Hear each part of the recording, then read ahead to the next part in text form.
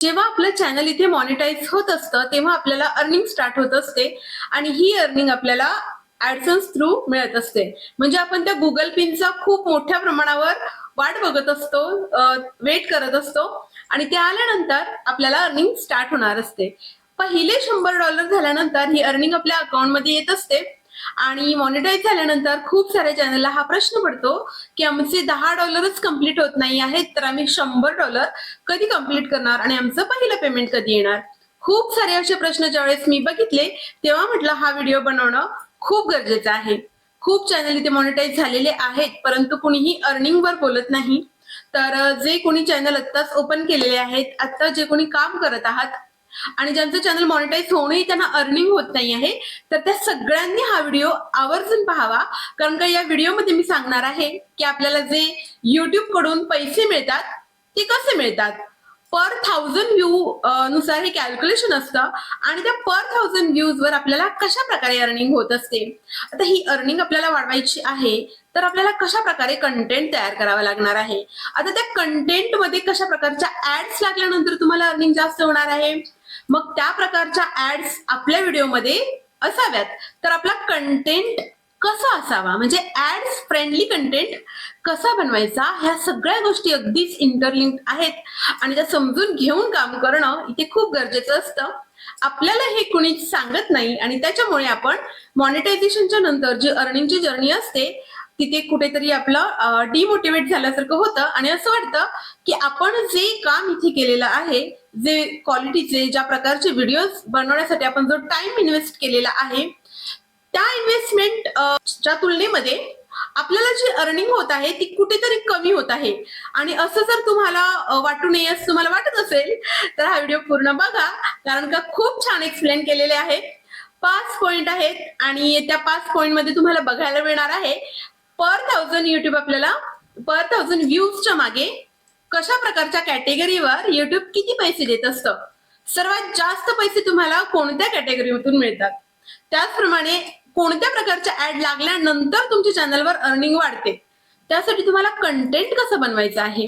आता ठीक आहे, त्या कंटेंट मध्ये तुम्हाला कोणते शब्द वापरायचे आहेत किंवा कशा प्रकारे तो बनवायचा आहे, म्हणजे त्या प्रकारच्या म्हणजे हाय अर्निंग असणाऱ्या हाय म्हणजे लक्झरी ज्या ब्रँडच्या ऍड्स असतात त्या तुमच्या चॅनलवर लागू शकतात. तर खूप इंटरेस्टिंग व्हिडिओ होणार आहे. तुम्ही जर नवीन असाल, आत्ता चॅनल ग्रो होत असेल तुमचा आणि जरी तुमचा चॅनल ग्रो झालेला आहे, मॉनिटायझेशन मिळालेलं आहे आणि तरीही तुमचा हा प्रॉब्लेम आहे, हा प्रश्न आहे की अर्निंग होत नाहीये, तर हा व्हिडिओ पूर्ण पहा आणि जे काही सांगत आहे ते इम्प्लिमेंट करा आणि केल्यानंतर रिझल्टही माझ्याबरोबर शेअर करा. तर चला व्हिडिओला सुरुवात करूयात. पहिला जो प्रश्न आहे तो आहे 1000 व्ह्यूजच्या मागे आपल्याला किती अर्निंग होते, पर 1000 व्ह्यूज वर आपल्याला किती सीपीएम मिळतो. तर ज्यांचे चॅनल कुकिंग रिलेटेड आहेत, ब्लॉगिंग रिलेटेड आहेत किंवा भक्ती चॅनल्स आहेत, त्या चॅनलला जेमतेम 20 रुपये ते 80 रुपये, म्हणजे रुपीज मध्ये सांगत आहे मी, डॉलर मध्ये नाही, तर जेमतेम 20 रुपये ते 80 रुपये असं एक बजेट असतं पर 1000 व्ह्यूजच्या मागे. पर 1000च्या व्ह्यूज मध्ये सपोज तुम्हाला तुमचा कंटेंट आहे, ब्लॉगिंग करत आहात तुम्ही किंवा भक्ती चॅनल आहे किंवा तुमचं कुकिंगचं चॅनल आहे, तर त्या पर 1000 व्ह्यूज वर तुम्हाला 20 रुपये कमीत कमी, जास्तीत जास्त 80 रुपये, ठीक आहे. आणि त्याच्याही पेक्षा जर तुमचं कॉन्टेंट हाय लेवल असेल तर 80 रुपीज प्लस अशी मग वाढत जाते अर्निंग.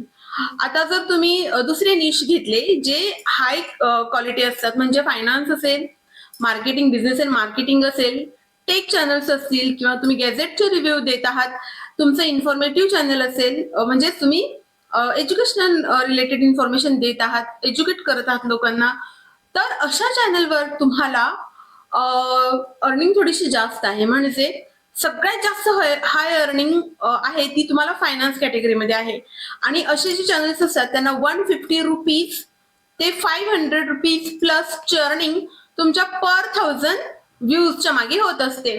अशा प्रकारे तुमचा सीपीएम कमी जास्त होत असतो.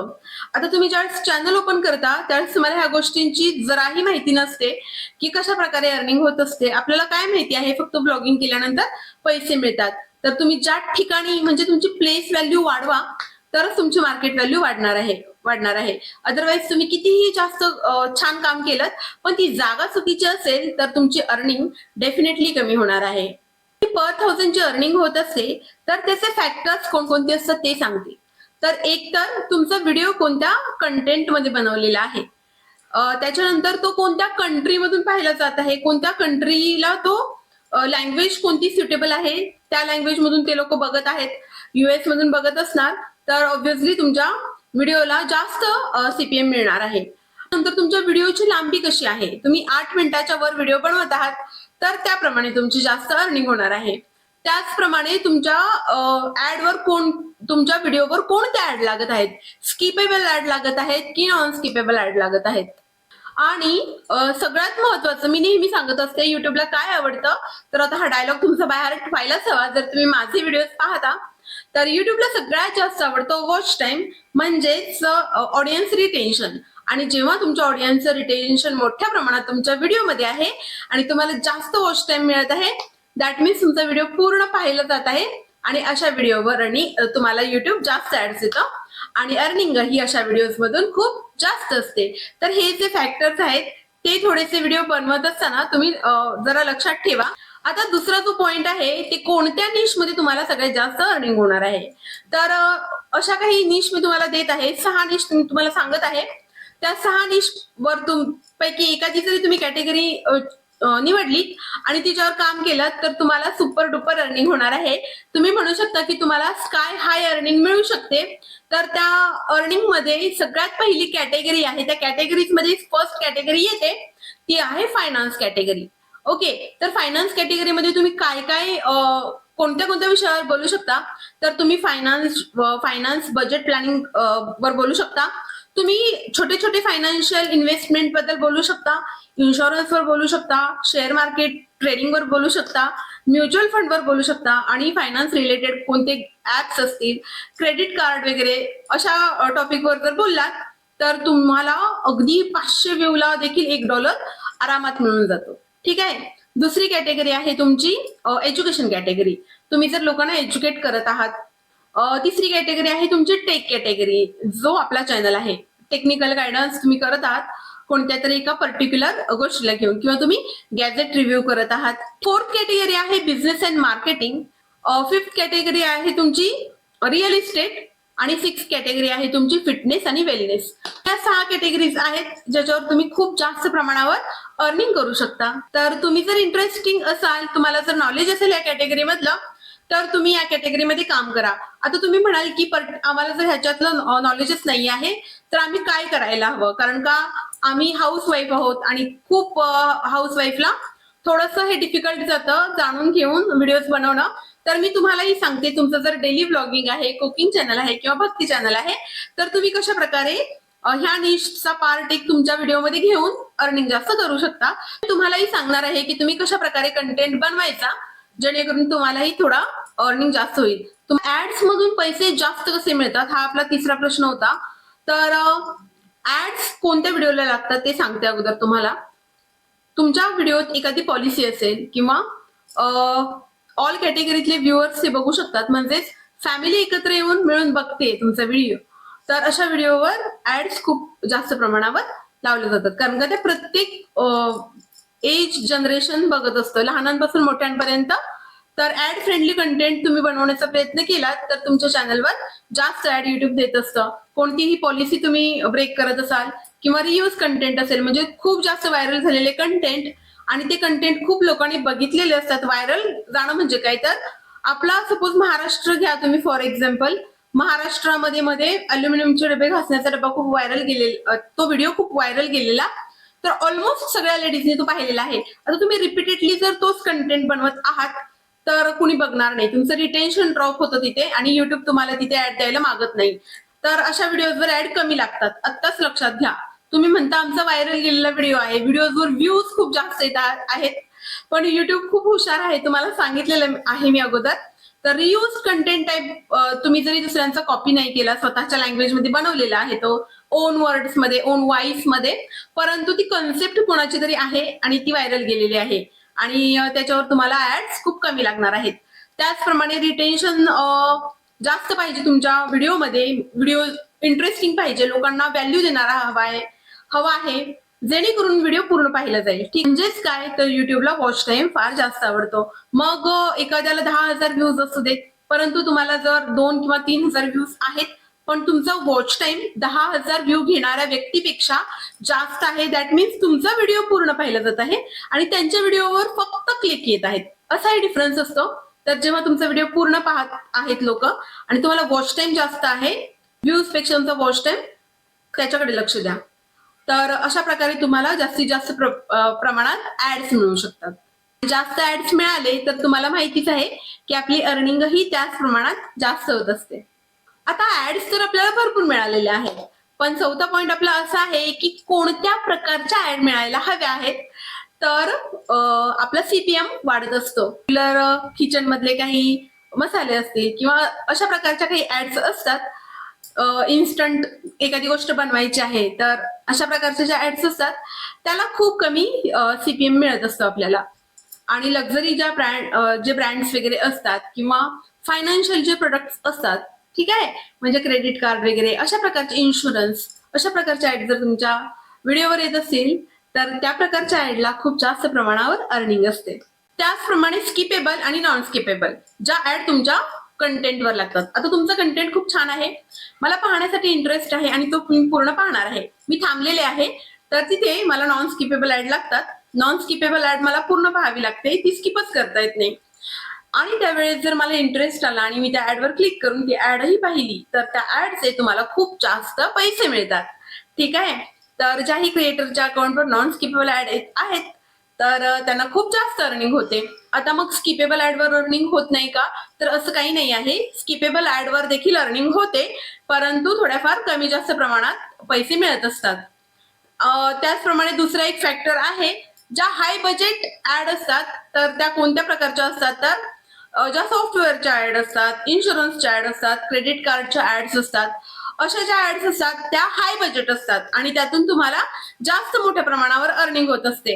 तर फिफ्थ पॉइंट असा आहे आपला की हाय बजेट ऍड मिळण्यासाठी आपल्याला काय करायला पाहिजे. आता ज्यांचे चॅनल फायनान्स कॅटेगरी मधून आहेत, टेक मधून आहेत, तर त्यांना काहीच इश्यू नाही आहे, त्यांच्या प्रत्येक व्हिडिओवर तुम्हाला त्या प्रकारची ऍड मिळणार आहे. परंतु ह्या कॅटेगरी सोडून ज्या दुसऱ्या कॅटेगरीज आहेत, आपल्या हाऊसवाईफ आहेत, कुकिंग, त्याच्यानंतर आपले भक्ती चॅनल्स, तर त्यांनी काय करायचं आहे, त्यांच्या कंटेंटमध्ये व्हॅल्यू ऍड करायची आहे. म्हणजेच तुम्हाला काय करायचं आहे, तर तुमच्या ब्लॉगमध्ये एक दिवशी तुम्ही क्रेडिट कार्ड बद्दल सांगा, म्हणजे तुम्ही कशा प्रकारे क्रेडिट कार्ड मॅनेज करता, त्याचा ड्युरेशन किती असतं, तुम्हाला क्रेडिट पिरियड किती दिलेला असतो, 45 डेज. मग त्या पिरियडमध्ये तुम्ही कशा प्रकारे त्याचा युटिलाइज करून घेता, जो बेनिफिटेड असतो, तुमचे पैसे कसे वाचतात, याच्यावर तुम्ही सांगायला सुरुवात करा. त्याचप्रमाणे तुम्ही एखादं फायनान्शियल ऍप वापरत आहात, तुम्ही ग्रो ऍप वापरत आहात, तर ग्रो थ्रू तुम्ही कशा प्रकारे इन्व्हेस्टमेंट करता, तर तुम्हाला कशा प्रकारे बेनिफिट होत असतं, पैसे कसे, म्हणजे एखादी सिप तुम्ही इन्व्हेस्टमेंट केलेली आहे तर त्याच्यावर तुम्हाला इयरली किती रिटर्न मिळाला, जास्त मिळाला, कमी मिळाला, तेही सांगू शकता.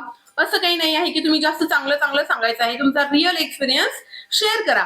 त्याचप्रमाणे तुम्ही LIC मध्ये इन्व्हेस्टमेंट करता तर असा एखादा ब्लॉग बनवा ज्याच्यामध्ये तुम्ही सांगत आहात की इयरली प्रीमियम भरल्यानंतर तुम्हाला किती डिस्काउंट मिळतं, तेच तुम्ही मंथली प्रीमियम भरल्यानंतर हिडन चार्जेस किती जास्त जातात.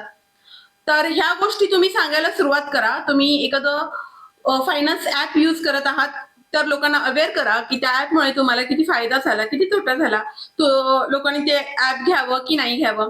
तुम्ही कम्पेअर करू शकता की पर्सनल फायनान्स, ठीक आहे, पर्सनल लोन जे आपण घेतो ते बँकिंग सेक्टर आणि NBFC, okay, non banking finance sector जे असतात, तर त्यातला डिफरन्स, त्यांचा रेट ऑफ इंटरेस्ट वगैरे तुम्हाला नॉलेज असेल तर तुम्ही या विषयावर बोलू शकता.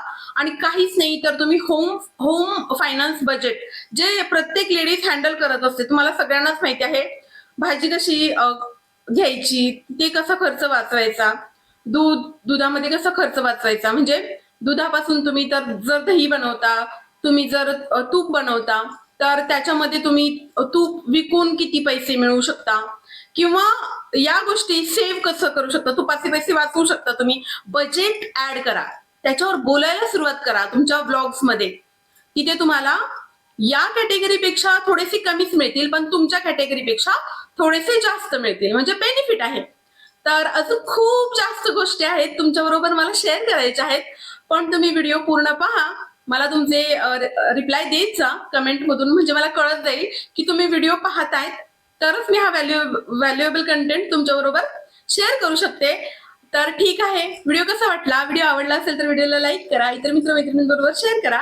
तुम्ही जर चॅनलवर नवीन असाल तर पटकन चॅनलला सबस्क्राईब करून पुढे असलेल्या बेल आयकॉनलाही क्लिक करा. चला, उद्या पुन्हा एकदा भेटूयात अशाच एका छानशा कंटेंट बरोबर. तोपर्यंत सर्वांना श्री स्वामी समर्थ.